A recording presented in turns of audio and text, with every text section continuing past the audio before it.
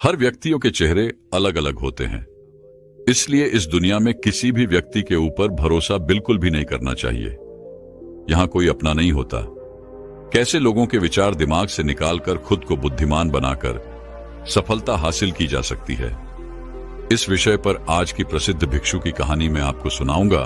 तो चलिए कहानी की शुरुआत करते हैं। दोस्तों, यहाँ के लोग जिन्हें आप अपना समझते हैं, आप सोचते हैं कि आपके मित्र, आपके संबंधी आपके अपने हैं। आप सोचते हो आपकी पत्नी, आपके बच्चे आपके अपने हैं, तो आप एक बहुत बड़ी भूल कर रहे हैं, क्योंकि इस दुनिया में आपका अपना कोई नहीं, कोई किसी का नहीं है, ना ही आप किसी के हैं। इस दुनिया का सबसे बड़ा दुख तो यही है कि यहां सभी मेरे अपने हैं, और यही वजह है कि आप हमेशा दुखी रहते हैं। आप सोचते हैं कि दुश्मन और शत्रुओं के कारण आपके जीवन में दुख है, लेकिन उससे कहीं ज्यादा दुख हमारे जीवन में हमारे अपने ही हमें देते हैं। जो लोग अपने जीवन को खो देते हैं, उनके जीवन को खोने का सबसे बड़ा कारण उनके अपनों के द्वारा दिया गया वह दुखी होता है। हम हमेशा ये सोचते रहते हैं कि हम तो अपनों के लिए कर रहे हैं, हम जो कुछ भी कर रहे हैं अपने परिवार के लिए कर रहे हैं। हमेशा हम दूसरों की इच्छाओं को पूरा करने में लगे रहते हैं, क्योंकि हम चाहते हैं कि वह जिन्हें हम अपना मानते हैं, जिन्हें हम अपना कहते हैं, वह हमेशा खुश रहें, उन्हें किसी चीज की कोई कमी ना हो, उनका जीवन खुशियों से भरा रहे। और उसके लिए हमें जो कुछ त्याग करना पड़ता है, हम वो भी त्याग करने के लिए तैयार हो जाते हैं। यहां तक कि हम अपना जीवन भी जीना भूल जाते हैं, और अपनों की ख्वाहिश, अपनों के सुख के लिए हम अपना पूरा जीवन यूं ही मेहनत करते रह जाते हैं, अपने जीवन को यूं ही घिसते रहते हैं। लेकिन जब आप उनकी ख्वाहिश को पूरा करने के बाद अपनी किसी इच्छा को पूरा करने की कोशिश करते हैं, तब वही अपने आप को स्वार्थी कहने लगते हैं, आपसे नाराज हो जाते हैं, आपसे बात तक नहीं करते, आप पर तरह तरह के सवाल उठाते हैं, आप पर उंगलियां उठती हैं। तब हमें यह एहसास होता है कि हमारा सब कुछ किया धरा मिट्टी में मिल गया। तब हमारे दिल को एक गहरी चोट पहुंचती है, और तब हम यह महसूस कर पाते हैं कि यहां पर हमारा अपना कोई नहीं। आपने अपने जीवन में कभी ना कभी इस बात का अनुभव तो किया ही होगा, क्योंकि ऐसा होना स्वाभाविक है और यह हर किसी के साथ होता है। और इसका एकमात्र कारण यह है कि हम कभी भी सत्य को देख नहीं पाते, क्योंकि यहां पर अपना कोई है ही नहीं। और जैसे ही आप किसी को अपना कहते हैं, अपना मानते हैं, वह कोई और हो जाता है, अर्थात वह दूसरा हो जाता है, क्योंकि अपना तो कोई और ही है जिसे आप कभी देख नहीं पाते, जिससे आप कभी मिल नहीं पाते, और आप उससे कभी कोई बातें भी नहीं करते, ना ही आप उसकी कभी कोई बात सुन पाते हैं। वही आपके सबसे ज्यादा करीब होता है, वही अपना होता है, परंतु आप उसे ना तो कभी अपना मानते हैं और ना ही उसे कभी अपना समझ पाते हैं। इस दुनिया में आपके सारे रिश्ते स्वार्थी हैं। आप जो अपनों को दे रहे हैं, जरा उसे वापस लेकर देखिए, या उन्हें वह देना बंद कर दें जो आप उन्हें देना चाहते हैं, या वह जो पाना चाहते हैं। तब आपको अपनों की जगह दूसरे अवश्य नजर आएंगे, और तब आप भी यकीन करने लग जाएंगे कि आपका अपना कोई नहीं। बहुत समय पहले की बात है, एक नगर में एक युवक रहता था जो अपने अपनों से बहुत परेशान हो चुका था, जिस कारण वह अपने जीवन को समाप्त करना चाहता था। और वह अपने जीवन को समाप्त करने के लिए एक नदी के किनारे जा पहुंचा। जब वह उस नदी में छलांग लगाने वाला ही था कि तभी वहां पर एक गुरु आ पहुंचे। उन्होंने उस युवक से कहा, क्या बात है बेटा, क्या जीवन तुम्हें अच्छा नहीं लगता? आखिर तुम इतने कीमती जीवन को क्यों नष्ट कर रहे हो? इस पर वह व्यक्ति उदास होकर उन गुरुवर से कहता है गुरुवर, जिंदगी भर जीने मैंने अपना माना, जिन्हें मैंने अपना समझा, जिनकी मैंने हर ख्वाहिशें पूरी की, जिन पर मैंने सब कुछ लूटा दिया। आज मैंने बस इतनी सी ख्वाहिश रखी कि वे लोग मेरा सम्मान करें। आज जब मैं उन्हें कुछ देने लायक नहीं हूं, तो उन्होंने मेरा सब कुछ किया हुआ मिट्टी में मिला दिया। वे कहते हैं कि तुमने मेरे लिए किया ही क्या है? ये बात सुनकर मुझे ऐसा लगने लगा है कि मेरा तो पूरा जीवन ही व्यर्थ हो गया। मैंने अपना जीवन व्यर्थ के संघर्षों में यूं ही निकाल दिया। और तब मेरे मन में तरह तरह के प्रश्न उठने लगे, और मैं यह सोचने लगा कि आखिर यहां पर कौन है जो अपना है? आखिर किसके लिए मैं यह सब कर रहा था? और मैंने यदि इनके लिए कुछ किया ही नहीं, तो मेरे जीवित रहने का क्या मतलब है? इससे तो अच्छा है कि मैं अपने जीवन को यहीं पर समाप्त कर लूं। उन गुरुवर ने उस युवक की सारी बातें ध्यानपूर्वक सुनी और उसके बाद वह उस युवक से कहते हैं, बेटा, यहां पर एक ऐसा व्यक्ति है जो केवल और केवल तुम्हारा ही है। वह तुम्हारा अपना है। उसका और तुम्हारा संबंध किसी स्वार्थ पर आधारित नहीं है। वह तुमसे कुछ भी नहीं मांगता। वह तो तुम्हें कुछ देने के लिए तैयार खड़ा रहता है। यह बात सुनकर वह व्यक्ति थोड़ा सा अचंभित हुआ। उसे समझ नहीं आया कि आखिर ऐसा कौन सा व्यक्ति है जो मेरे लिए खड़ा है और जो मुझे सब कुछ देना चाहता है। कुछ देर सोच विचार करने के बाद वह उन गुरुवर से कहता है गुरुवर, आखिर आप कहना क्या चाहते हैं? आखिर ऐसा कौन सा व्यक्ति है जो स्वार्थी नहीं और जो मुझे कुछ देना चाहता है आगे? वह युवक उन गुरुवर से कहता है गुरुवर, मैं जितने भी लोगों को जानता हूं, मैं जितने भी अपनों को जानता हूं, मेरे मित्र, रिश्तेदार, सहयोगी, मेरे शत्रु और यहां तक कि मेरे परिवार वाले, उन सबको मैं अच्छी तरह जानता हूं।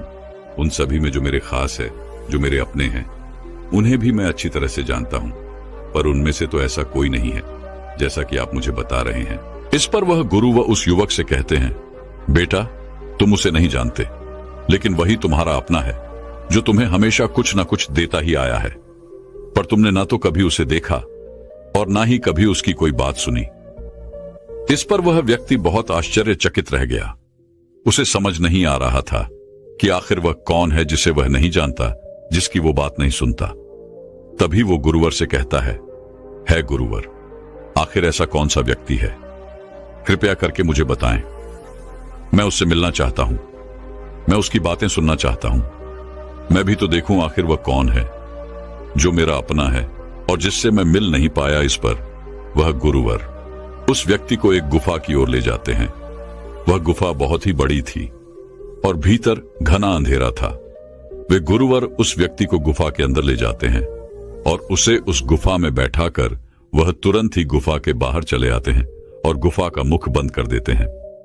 जैसे ही उन गुरुवर ने उस गुफा का मुख बंद किया, वह युवक जोर जोर से चिल्लाने लगा, चीखने लगा। और वही युवक कहता है गुरुवर, आपने इस दरवाजे का मुख बंद कर दिया है। मैं बाहर आना चाहता हूं, मुझे बाहर निकालिए, यहां मेरा दम घुट रहा है। दरवाजा खोलिए गुरुवर। वह गुरुवर है बाहर से जोर से चिल्लाकर उस युवक से कहते हैं, बेटा, तुम्हारे सारे अपने ऐसे ही हैं। वह तुम्हें तुम्हारी मुसीबत में इसी प्रकार छोड़कर चले जाते हैं। वही व्यक्ति भीतर से जोर जोर से चिल्लाता रहा कि मुझे बाहर निकालो, मुझे बाहर निकालो, मैं यहां से निकलना चाहता हूं। लेकिन उन गुरु ने उस युवक की एक न सुनी। वह इस गुफा के दरवाजे के मुख पर ही खड़े थे, लेकिन उन्होंने एक बार भी उस गुफा के दरवाजे का मुख नहीं खोला। तभी भीतर से उस व्यक्ति के जोर से चिल्लाने की आवाज आई। वह कह रहा था, है गुरुवर, आप भी तो दूसरों की तरह ही निकले। आप भी तो मुझे मुसीबत में इस प्रकार छोड़कर भाग गए। तभी वह गुरुवर उस युवक से कहते हैं, बेटा, जिन्हें तुम अपना मानते हो, जिन्हें तुम चाहते हो, वो सब तुम्हारे पराये हैं। तुम कितना भी रो, कितना भी गिड़गिड़ाओ, इस दुनिया में किसी को कोई फर्क नहीं पड़ता तुम्हारे ऊपर कितनी भी बड़ी मुसीबत क्यों ना आ जाए। उन्हें इस बात की कोई चिंता नहीं। उन्हें तो केवल अपना स्वार्थ नजर आता है। वह तुम्हारे साथ केवल तब तक ही खड़े रहेंगे जब तक कि तुम उनके काम के रहोगे। इतना कहकर वह गुरुवर शांत हो गए और कुछ देर बाद उस गुफा से चीखने और चिल्लाने की आवाजें भी बंद हो गई। वह युवक उस गुफा के दरवाजे पर बैठकर रो रहा था और मन ही मन यह सोच रहा था, मैं यहां पर कहां आकर फंस गया। वह गुरुवर तो मुझे इस अंधेरे गुफा में छोड़कर भाग गए। अब मैं यहां से कैसे निकलूं? वही व्यक्ति अपने हालातों पर रो रहा था, लेकिन कुछ देर बाद अचानक वह शांत हुआ और उसने यह तय किया कि वह इस गुफा से निकलकर ही रहेगा। वह इस गुफा का दूसरा मार्ग खोज कर ही रहेगा। इतना सोचकर वह एक बार फिर से खड़ा हुआ। बस गुफा के अंधेरे में उस गुफा से बाहर निकलने का मार्ग ढूंढने लगा और करीब 4 से 5 घंटों के बाद आखिरकार उस व्यक्ति ने एक दूसरा मार्ग ढूंढ ही निकाला जो उसे उस गुफा से बाहर निकाल सकता था। वह जैसे तैसे उस गुफा से बाहर निकला और वह उसी मार्ग पर आ पहुंचा जिस मार्ग से वह गुफा के भीतर गया था। तभी उसने देखा कि बाहर गुरुवर अभी भी बैठे हुए हैं। यह देखकर उसे उन गुरुवर के ऊपर बहुत क्रोध आया और वह क्रोधित होकर उन गुरुवर के पास पहुंचा और उन गुरुवर से कहने लगा, क्या आप पागल हैं? आपने मुझे इस गुफा में क्यों बंद किया था? यदि मेरी मृत्यु हो जाती तो? तभी वह गुरुवर उस युवक से कहते हैं, बेटा शांत हो जाओ और मुझे मेरे प्रश्नों का उत्तर दो। तुम्हें तुम्हारे प्रश्नों का उत्तर मिल जाएगा। इस पर वह युवक थोड़ा शांत हुआ। इस पर उन गुरुवर ने उस युवक से प्रश्न करते हुए कहा, बेटा मुझे यह बताओ, आखिर तुम्हें इस गुफा से किसने बाहर निकाला? वह व्यक्ति क्रोधित होते हुए उन गुरुओं से कहता है, और कौन लेकर आएगा? मैं ही तो उस गुफा में अकेला था और मैं ही खुद को बाहर लेकर आया हूं। इस पर वह गुरुवर मुस्कुराने लगे और उस युवक से कहते हैं, देखा, आखिरकार हम ही अपने होते हैं, हम ही अपने आप को बचाते हैं, हम ही अपनी देखभाल करते हैं, अपनी फिक्र करते हैं और हम ही अपने सबसे ज्यादा करीबी होते हैं। हम ही अपने हैं और बाकी सब तो पराए हैं। जैसा कि तुमने कहा, तुम स्वयं ही अपने आप को इस गुफा से बाहर निकाल कर लाए हो, इसी प्रकार तुम ही अपने जीवन भर अपने साथ रहते हो, अपने साथ जीते हो। जब कोई मुसीबत पड़ती है तब तुम्हारा साथ कोई नहीं देता, तब भी तुम अपने साथ खड़े रहते हो। तुम अपना साथ कभी नहीं छोड़ते, तो फिर क्यों? तुम दूसरों में अपनापन ढूंढते हो। जरा एक पल के लिए यह सोच कर देखो, जो स्वयं का ना हो सका वह दूसरों का क्या होगा? उन गुरुवर की आवाज सुनकर उस व्यक्ति का सारा क्रोध शांत हो गया और वह उन गुरुवर की बात अच्छी तरह से समझ चुका था। उसने उन गुरुवर से कहा, है गुरुवर, आप ठीक कहते हैं, आपकी बात बिल्कुल सही है, लेकिन मेरे अलावा मेरे परिवार में मेरे माता पिता, भाई बहन, पत्नी और बच्चे भी तो हैं। यह भी तो मेरे अपने ही हैं। उस युवक की यह बात सुनकर वह गुरुवर उस युवक से कहते हैं, बेटा तुम मेरे साथ चलो, मैं तुम्हें कुछ दिखाता हूं। इतना कहकर वह गुरुवर उसी वक्त का हाथ पकड़कर उसे एक श्मशान में ले जाते हैं और कुछ देर बाद ही वहां पर कुछ लोग एक अर्थी लेकर आए, जिस पर एक वृद्ध व्यक्ति का शरीर लिटाया गया था। उसकी ओर इशारा करते हुए गुरुवर उस युवक से कहते हैं, बेटा एक बात बताओ, उस व्यक्ति को देखो जिसकी मृत्यु हो गई है, उसकी कब्र तो बहुत लोगों तक पहुंची होगी, लेकिन उनमें से कुछ लोग ही यहां शमशान तक पहुंचे हैं और अब ये लोग इस आदमी को इस चिता पर रखेंगे और अग्नि के हवाले कर देंगे।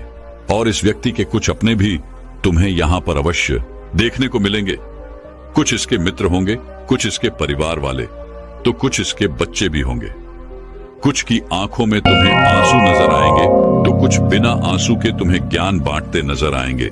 और जैसे ही यह चिता जलने लगेगी, सब यहां से चले जाएंगे और इस व्यक्ति को हमेशा हमेशा के लिए भूल जाएंगे। उन गुरुवर के इतना कहने के कुछ देर बाद ही उन लोगों ने उस मृत व्यक्ति को चिता पर लेटा दिया और उसे अग्नि के हवाले कर दिया। जैसे ही जीता जलने लगी, तुरंत ही कुछ लोग वहां से हाथ धोकर घर की ओर निकलने लगे। तभी गुरुवर उस युवक से कहते हैं, बेटा देखो, जो इस व्यक्ति के सबसे ज्यादा करीब होगा, जिसे वह अपना कहता होगा, जिसे वह अपना मानता होगा, वह सबसे बाद में यहां से जाएगा। और देखते ही देखते सभी लोग वहां से चले गए, लेकिन एक व्यक्ति जो बाहर ही रह गया था, वह उस चीता में जलने वाले का पुत्र था। लेकिन कुछ देर बाद ही वह भी वहां से चला गया। तभी वह गुरुवर उस व्यक्ति से कहते हैं, देखा, यहां पर कोई अपना नहीं होता, हमारा साथ कोई नहीं देता, सारे संबंध तो केवल इस दुनिया के ही है। हम तो अकेले आते हैं और अकेले ही जाते हैं। हम अपने आप को साथ लेकर आते हैं और अपने आप को ही साथ लेकर वापस चले जाते हैं, पर अपने आप से कभी मिल ही नहीं पाते। और यही हमारे जीवन का सबसे बड़ा दुर्भाग्य है। जो जीवन भर हमें संभालता है, हमारी बातों को सुनता है, हमारी कार्यों में हमारी मदद करता है, हर परेशानी, हर तकलीफ में हमारे साथ खड़ा रहता है, हम उससे ही मिलना नहीं चाहते, ना ही उसे हम कभी अपना मानते हैं। ठीक उसी प्रकार तुम भी ना तो अपने आप को जानते हो, ना ही अपने आप को मानते हो, बल्कि तुमने तो अपने आप को मानने की बजाय इस दुनिया को ही अपना मान लिया है। इस चिता की तरफ देखो, इस चिता में जलने वाले की पत्नी 4 दिनों तक और इसकी माता 8 दिनों तक शोक मनाएगी, फिर वह भी इसे भूल जाएंगे और अपनी जिंदगी में व्यस्त हो जाएंगी। तभी वह युवक उन गुरुवर से कहता है गुरुवर, आप जो कुछ कह रहे हैं वह सब सत्य है, लेकिन मेरे मन में एक और प्रश्न है। तभी गुरुवर कहते हैं, पूछो, तुम क्या पूछना चाहते हो? इस पर वह युवक कहता है गुरुवर, अगर मैं ही अपना हूं और मुझे ही अपना ख्याल रखना है और अपने आप को जानना है, पहचानना है, मुझे अपनी बातें सुननी है और अपने साथ खड़ा रहना है, तो आखिर मेरे माता पिता, भाई बहन, पत्नी, बच्चे, क्या मैं इनको छोड़ दूं? क्योंकि वह दूसरे हैं, मेरे अपने नहीं। इस पर वह गुरुवर मुस्कुराने लगे और उस युवक से कहते हैं, बेटा, मैंने ऐसा कब कहा कि तुम अपने माता पिता, भाई बहन, अपनी पत्नी और अपने बच्चों को छोड़ दो? मैं तो बस तुमसे इतना ही कह रहा हूं कि जिस दिन तुम स्वयं को जान जाओगे, तुम अपने आप को पहचान जाओगे, और जिस दिन तुम्हारा स्वयं से मिलन हो जाएगा, उस दिन से तुम यह सोचकर कभी नहीं जोगे कि जो भी तुम कर रहे हो उसके बदले में तुम्हें कुछ प्राप्त होगा। तब गुरुवर की आवाज सुनकर वह युवक आश्चर्यचकित रह गया। वह समझ नहीं पा रहा था कि आखिर गुरुवर क्या कहना चाहते हैं।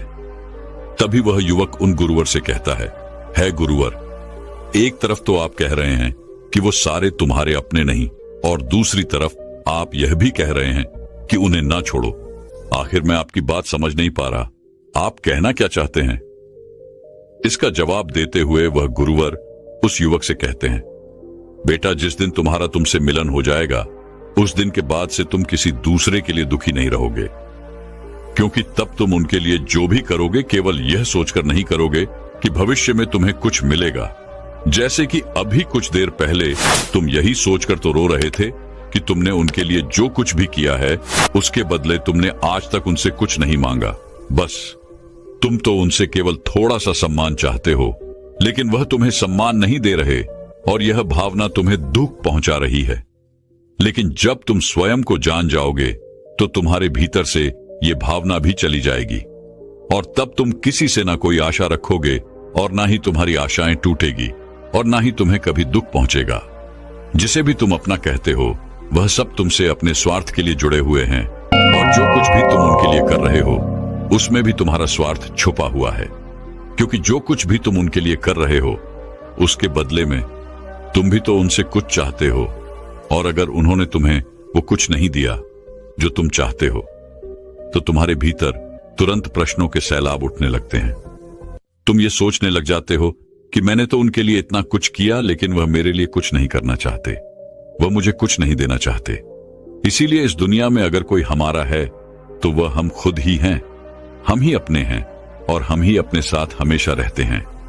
इतना कहकर वह गुरुवर शांत हो गए, और उस युवक को भी अब उन गुरु की बात अच्छी तरह से समझ में आ चुकी थी।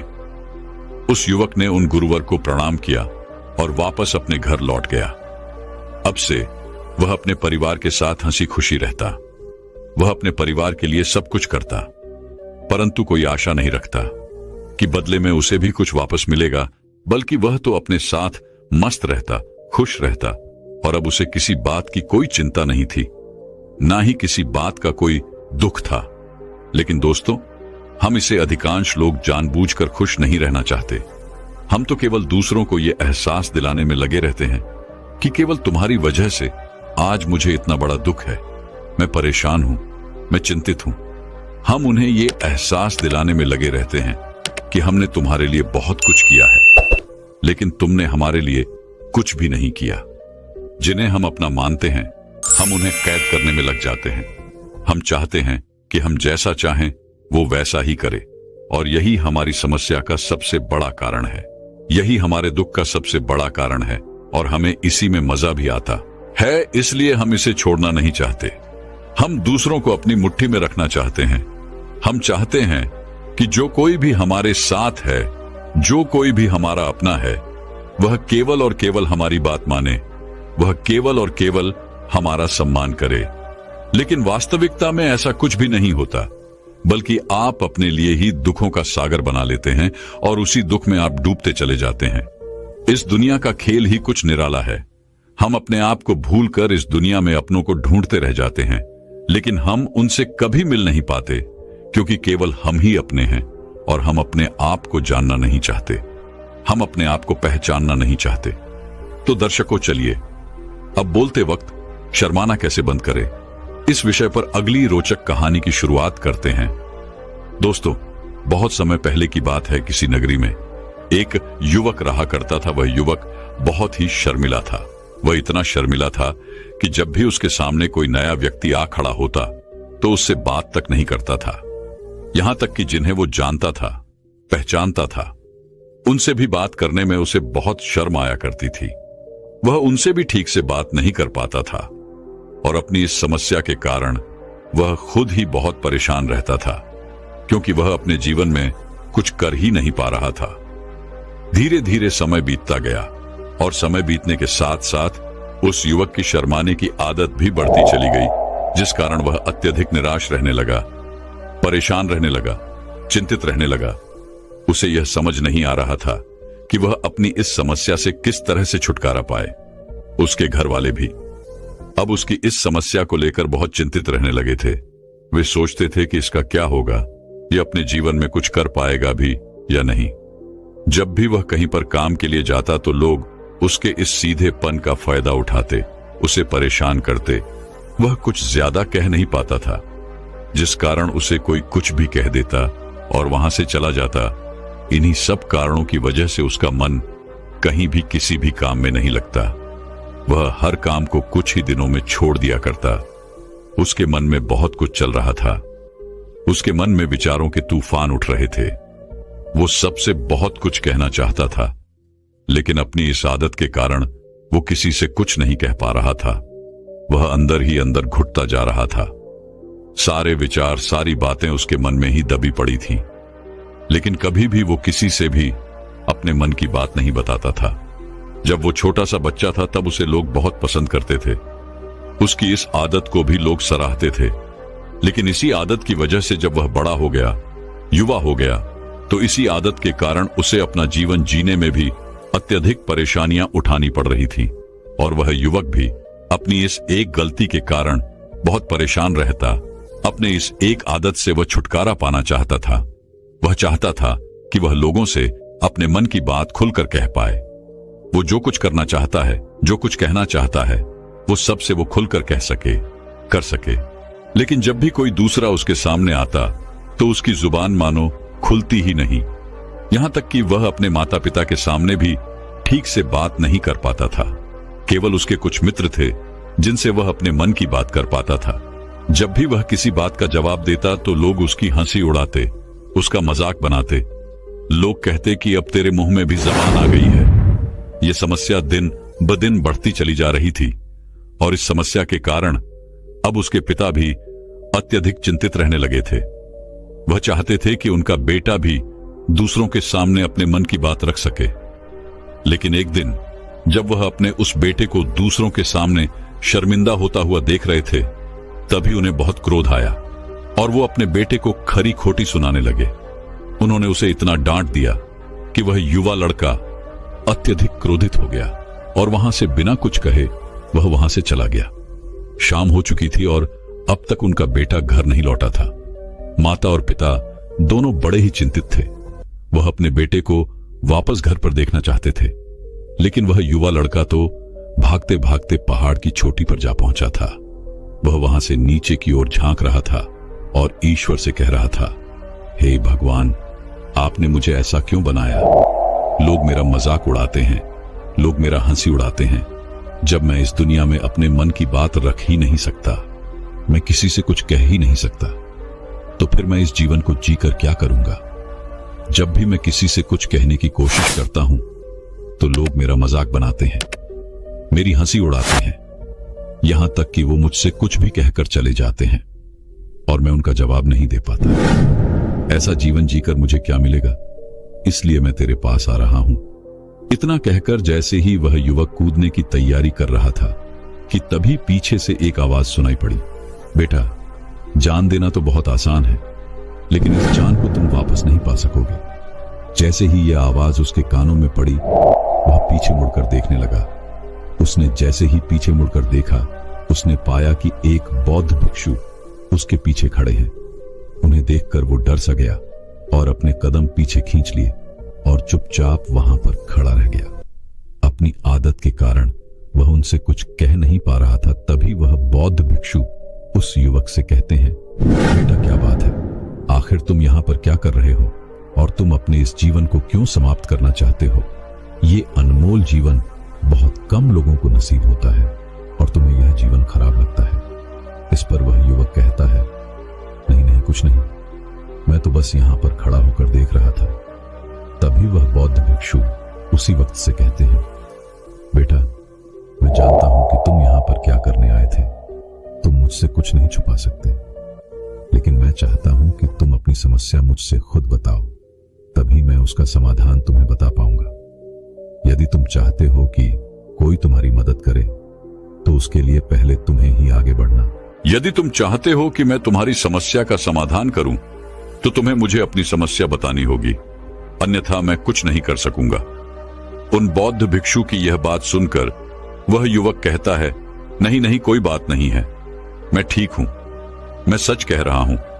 उस व्यक्ति की यह बात सुनकर वह भिक्षु उसी व्यक्ति से कहते हैं, ठीक है बेटा, यदि तुम नहीं चाहते कि मैं तुम्हारी मदद करूं, तो कोई बात नहीं, मैं तुम्हारी बात पर विश्वास कर लेता हूं। लेकिन तुम्हें भी मेरी एक बात पर विश्वास करना चाहिए कि मैं तुम्हारी मदद के लिए ही यहां पर आया हूं। तुम चाहो तो तुम अपनी समस्या मुझे बता सकते हो और मैं तुम्हारी इस समस्या का समाधान भी अवश्य करूंगा।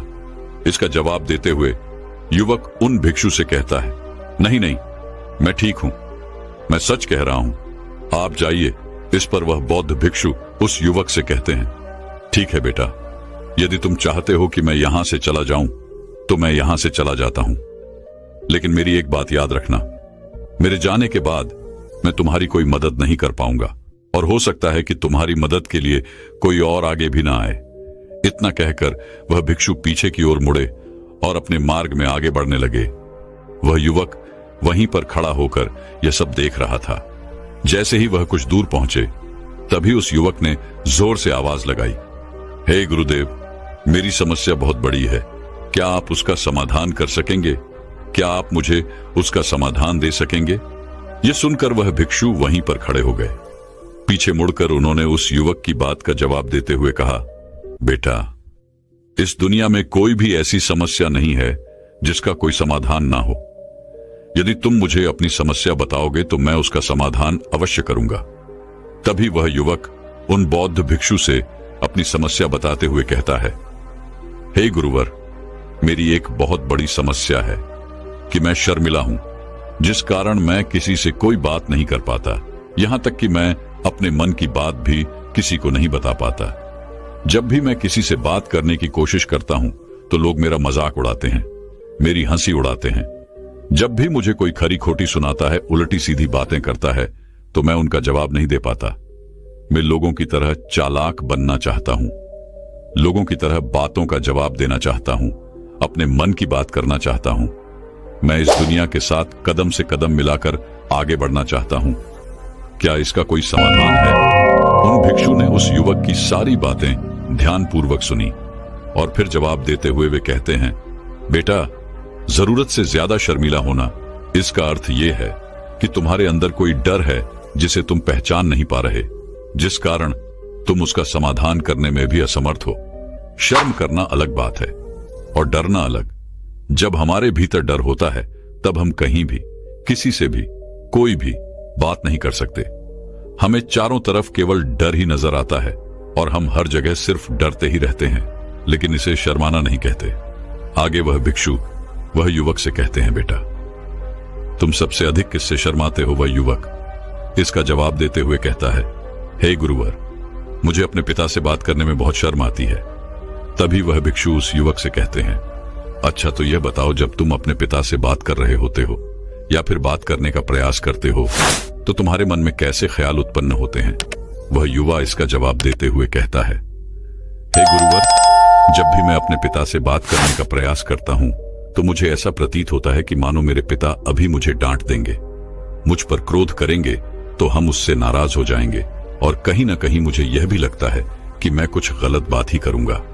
यहां तक कि मेरे मन में ऐसे भी ख्याल उत्पन्न होते हैं कि शायद मेरे पिता मुझसे प्यार ही नहीं करते। परंतु हे गुरुवर, आप कहते हैं कि शर्म अलग है और डरना अलग बात है, तो क्या कोई ऐसा उपाय है जिससे मुझे डर प्रतीत ही ना हो? क्या कोई ऐसा रास्ता है जिससे मेरे अंदर का यह डर पूरी तरह से समाप्त हो जाए? कृपा करके मुझे इस समस्या का समाधान बताइए। मुझे अपने इस डर से बाहर निकलना है।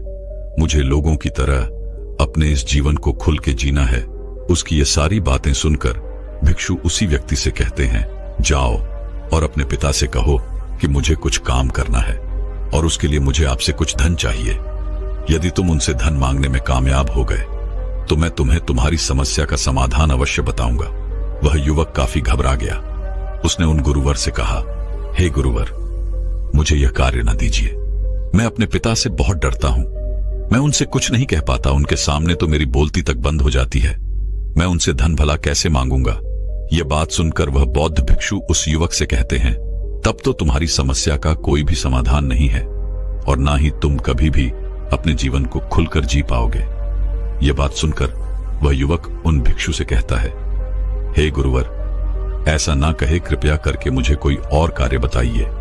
कोई ऐसा कार्य जिससे मेरे अंदर का डर पूरी तरह से समाप्त हो जाए।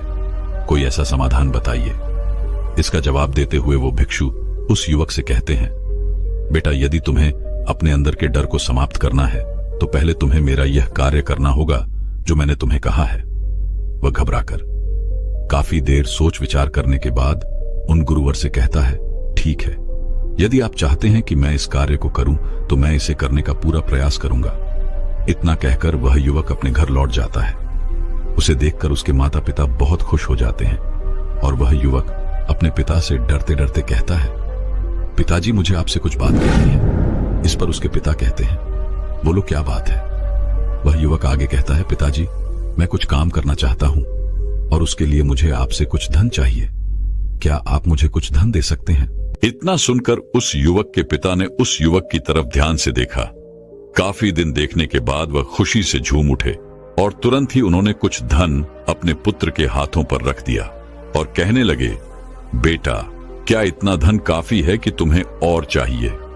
इसके जवाब में वह युवक अपने पिता से कहता है, नहीं नहीं पिताजी, इतना काफी है, मैं इतने से काम चला लूंगा। वह युवक उस धन को लेकर तुरंत दौड़ा दौड़ा पुनः भिक्षु के पास लौटा और जो धन उसने अपने हाथों में ले रखा था उसे दिखाते हुए वह कहता है, हे गुरुवर, जैसा आपने कहा था मैं ये धन लेकर आपके पास आ चुका हूं। मैंने अपने पिता से धन मांग लिया है।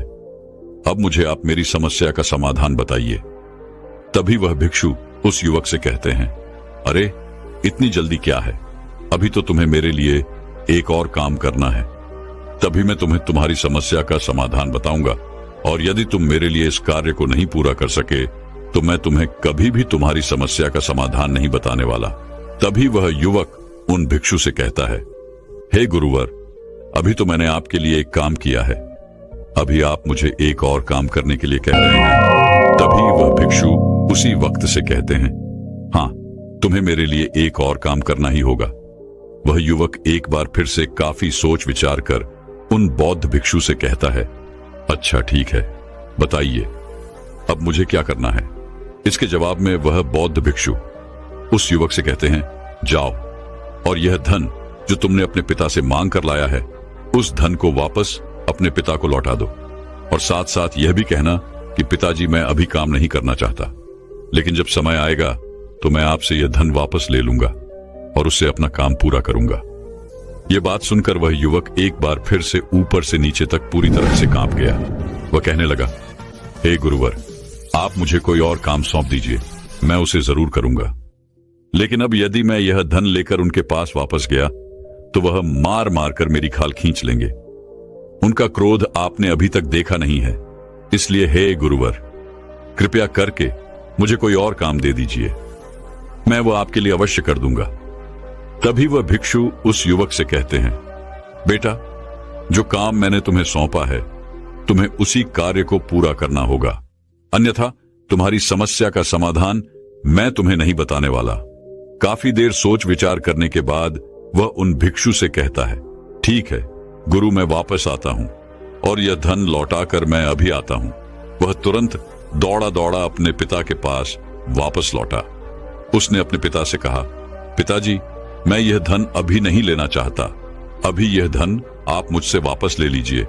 जब मुझे कोई काम पड़ेगा तो मैं आपसे यह धन वापस ले लूंगा। उसके पिता ने उस युवक की तरफ घूर घूर कर काफी देर तक देखा और फिर मुस्कुराते हुए कहने लगे, बेटा, मैं समझता हूं कि किसी भी काम को शुरू करने से पहले हमें उसके बारे में जानकारी इकट्ठा करनी चाहिए। उसके बारे में समझना जरूरी है। कब, क्या, कैसे और कब तक करना है, इसके बारे में भी हमें जानकारी लेनी जरूरी है। कोई भी काम ऐसे ही नहीं शुरू किया जा सकता। उसमें हम सफल होंगे या फिर नहीं, इसका भी अनुमान हमें लगाना पड़ता है। और जब हम इन सभी के बारे में सही जानकारी प्राप्त कर लेते हैं, तभी हमें धन लगाना चाहिए। मुझे बहुत खुशी है कि तुमने यह सही निर्णय लिया है। जब तुम्हें यह समझ में आ जाए कि जो कार्य तुम करने जा रहे हो वह तुम्हारे लिए उचित है, तब तुम चाहो तो मैं तुम्हें यह धन वापस लौटा दूंगा। वह युवक अपने पिता के मुख से यह सारी बातें सुनकर मन ही मन बहुत प्रसन्न था। उसने तो यह उम्मीद तक नहीं की थी कि उसके पिता हंसकर उसे इस तरह से सारी बातें समझाएंगे। वह मन ही मन यह सोच ही रहा था कि तभी उसके पिताजी उसके और करीब आए और अपने उस युवा बेटे को गले से लगा लिया। जैसे ही उसके पिता ने उस युवक को गले से लगाया, उस युवक को बहुत अच्छा महसूस हुआ। उसका आत्मविश्वास, उसका हौसला और बढ़ गया। उसके बाद वह युवक वापस उन गुरुवर के पास लौटा और कहने लगा, हे गुरुवर, जैसा आपने कहा था मैंने बिल्कुल वैसा ही किया है। मैंने वह धन अपने पिता को वापस कर दिया है। अब तो कृपया करके मुझे मेरी समस्या का समाधान बता दीजिए। तभी वह भिक्षु उस युवक की तरफ देखकर मुस्कुराते हैं और उस युवक से कहते हैं, बेटा, इतनी जल्दी क्या है? अभी तो तुम्हें मेरे लिए एक और काम करना ही पड़ेगा। वह युवक कहता है, हे महाराज, आप आखिर मुझसे बार बार इस तरह से काम क्यों करवा रहे हैं? क्या आपके पास मेरी समस्या का कोई समाधान नहीं है? कहीं आप मुझे बेवकूफ तो नहीं बना रहे, जिस तरह से लोग मुझे बेवकूफ बनाते हैं? क्या आप भी मेरे साथ वही तो नहीं कर रहे? आपने कहा, जाओ अपने पिता से पैसे मांग कर लाओ। मैंने पैसे मांग कर लाए। आपने फिर कहा, जाओ ये पैसे अपने पिता को लौटा कर आओ। मैंने आपके कहे अनुसार बिल्कुल वैसा ही किया और अब आप कह रहे हैं कि मैं आपके लिए एक और काम करूं। यह मुझसे नहीं होगा। तभी वह बौद्ध भिक्षु उस युवक की तरफ देखकर मुस्कुराते हैं और कहते हैं, बेटा, बस यह आखिरी काम है और यह बहुत सरल भी है। तुम जैसे ही इस कार्य को पूरा करोगे, मैं तुम्हें वचन देता हूं कि मैं तुम्हारी समस्या का समाधान तुम्हें अवश्य बताऊंगा। इस पर वह युवा फिर से एक बार सोच विचार करता है और उन भिक्षु से कहता है, ठीक है, लेकिन यह आखिरी काम जो मैं आपके लिए करूंगा, बताइए मुझे क्या करना है? तभी वह भिक्षु एक मूर्ति निकालकर उस युवक के हाथ में थमा देते हैं। वह मूर्ति देखने में बहुत ही साधारण सी थी, लेकिन वह भिक्षु उस व्यक्ति से कहते हैं, बेटा, तुम्हें इसे बाजार में ले जाना है, इसे बेचना है और इसके बदले में तुम्हें 100 सोने के सिक्के लेकर आने हैं। जब तुम यह करने में सफल हो जाओगे, तभी मैं तुम्हें तुम्हारी समस्या का समाधान तुम्हें बता पाऊंगा।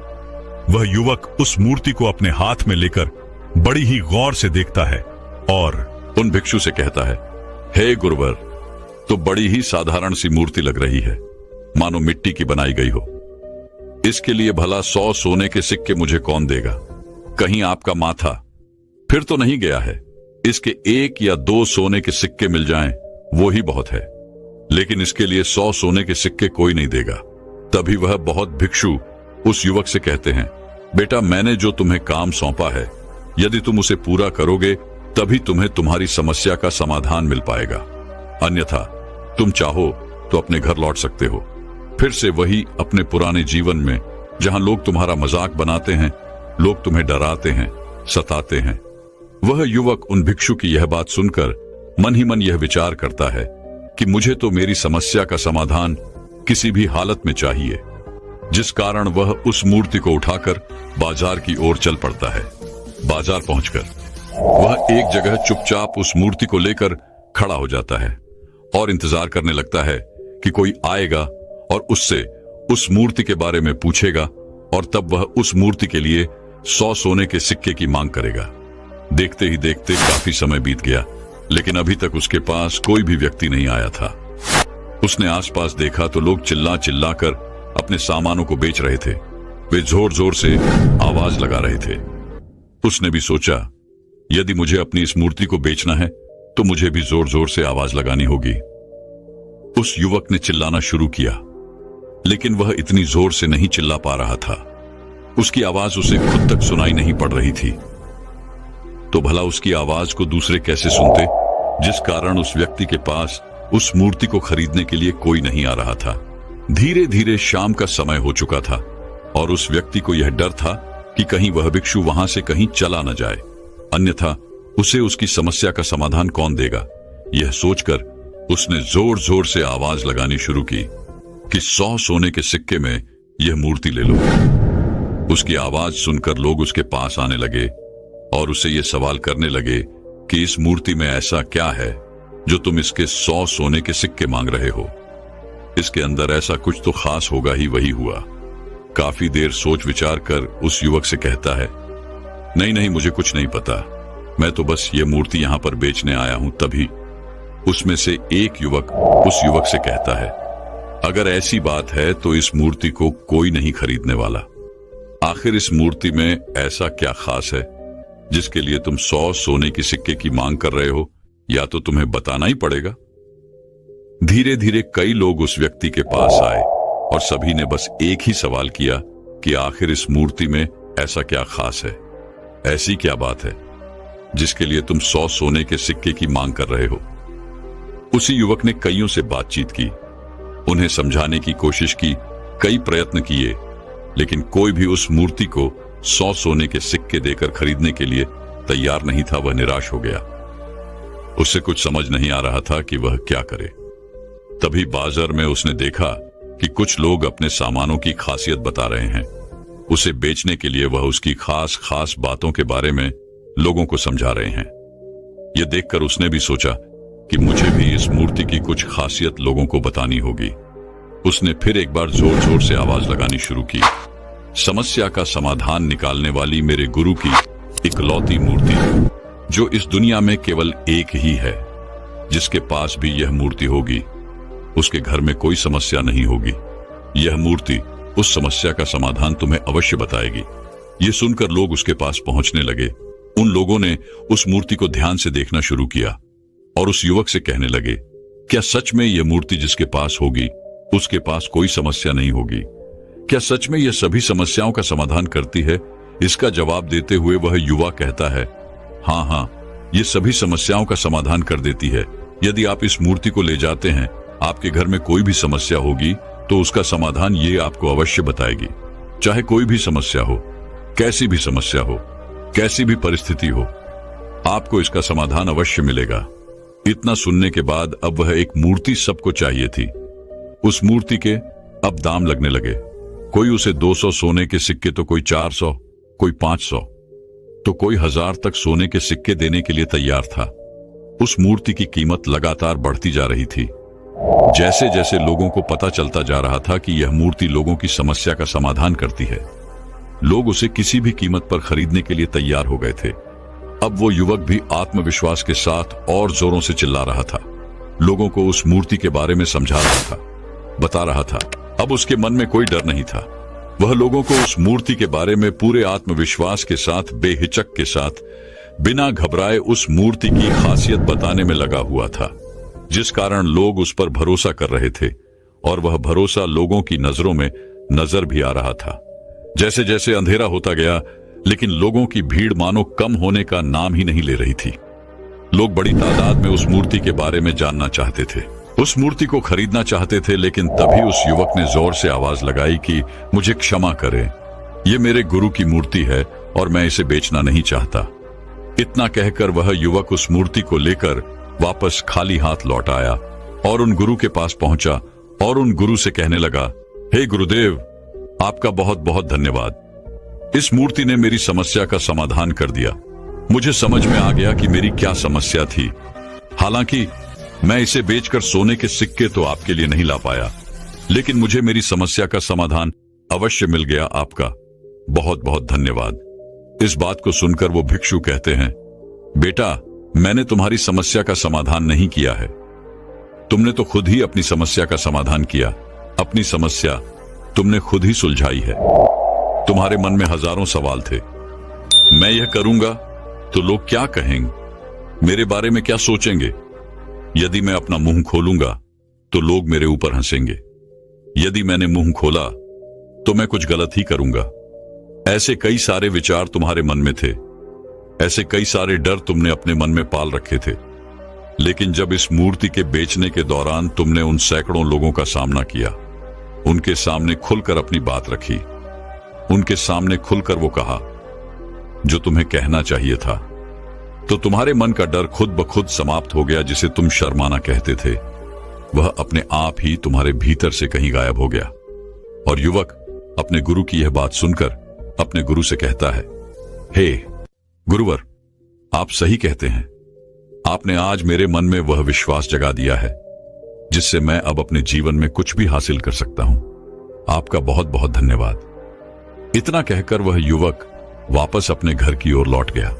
दोस्तों, हम भी अपने जीवन में कुछ ऐसी ही गलतियां करते हैं। हम अपने आप को पहचानना नहीं चाहते। हम दूसरों की नजर से अपने आप को देखते हैं। हम ये सोचते हैं कि अगर हमने ये किया तो लोग हमारे बारे में क्या सोचेंगे, क्या कहेंगे। यदि मैं गलत हुआ तो लोग मेरे ऊपर हंसेंगे। ऐसे कई सारे विचार हमारे मन में पनपते रहते हैं, जिसके कारण हम हमेशा डर में जीते हैं। लेकिन दोस्तों, जिस दिन आपने अपने डर का सामना कर लिया, उस दिन के बाद आप कभी भी किसी भी चीज से नहीं डरेंगे, ना ही आपको शर्म आएगी। और जब आपके भीतर का वो डर हमेशा के लिए समाप्त हो जाएगा, तो आप अपने जीवन में जो भी कुछ करना चाहते हैं, जो भी कुछ पाना चाहते हैं, उसका रास्ता आपके लिए पूरी तरह से साफ हो जाएगा और आप अपने मार्ग पर तेजी से आगे की ओर बढ़ने में सक्षम भी हो जाएंगे। इसलिए लोग क्या कहते हैं, क्या कहेंगे, ये सब छोड़ दीजिए और खुद पर विश्वास कीजिए, क्योंकि आप ही हैं जो अपने इस डर का सामना कर सकते हैं। दोस्तों, मैं उम्मीद करता हूं कि यह कहानी सुनने से आपके जीवन में अच्छे बदलाव आए होंगे। आपको इस वीडियो से क्या सीखने मिला, ये कमेंट करके जरूर बताइए और अपने परिवार, दोस्तों या आपके करीबी इंसान के साथ ये कहानी शेयर करके उन्हें भी इस ज्ञान से परिचित करवाएं। बाकी अगर आपको यह वीडियो दिल से अच्छी लगी हो तभी इस वीडियो को लाइक कर देना, और आपने अब तक इस चैनल को सब्सक्राइब न किया हो तो चैनल को सब्सक्राइब भी जरूर कर देना। आपका हर दिन शुभ हो और खुशियों से आपका जीवन भरा रहे। धन्यवाद। नमो बुद्धाय।